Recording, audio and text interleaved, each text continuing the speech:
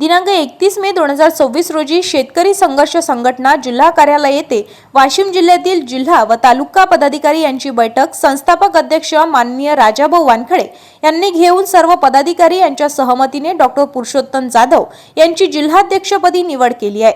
मागील एका वर्षामध्ये जिल्ह्यातील शेतकरी यांच्यासाठी केलेल्या कार्याची दखल घेत ही निवड केली आहे। तसेच शेतकरी संघर्ष संघटना माजी जिल्हाध्यक्ष गणेशभाऊ आढाव यांची विदर्भ अध्यक्ष म्हणून निवड करण्यात आली आहे। अकोला, हिंगोली, अमरावती व नगर जिल्ह्यातील कार्यकारिणी येत्या 15 दिवसांमध्ये जाहीर करण्याचे संस्थापक अध्यक्ष यांनी सांगितले।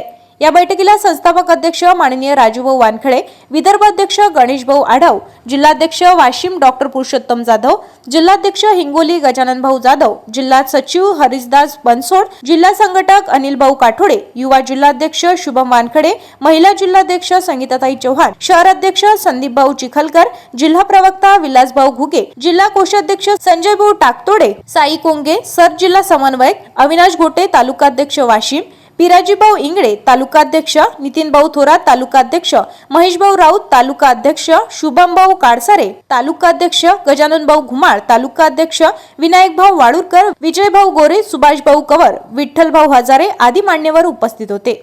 ताज्या घडामोडी आणि आपल्या शहरातील बातम्या बघण्यासाठी नंबर 1 न्यूज चॅनलला सबस्क्राइब करा, शेअर करा, आपल्या प्रतिक्रिया कमेंट बॉक्स मध्ये द्या।